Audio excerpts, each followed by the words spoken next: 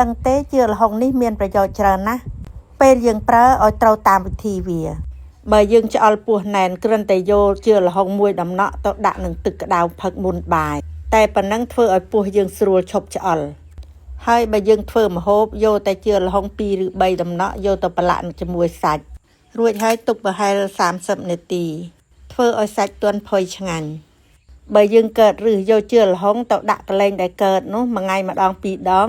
រហូតដល់1អាទិត្យឬ2អាទិត្យឬនឹងស្ងួតហើយជ្រុះដាច់ខ្លួនឯងហើយជឿលហុងជួយកាត់ស្លេសបានបើសិនតែយើងក្អកយក1ឬ2ដំណក់ដាក់ជាមួយទឹកឃ្មុំយើងជីបតិចមួយថ្ងៃ2ដងវាជួយរំលាយស្លេសបានល្អឬអ្នកណាមានបញ្ហាមានសត្វល្អិតនៅក្នុងពោះជឿលហុងអាចជួយបានយ៉ាងល្អ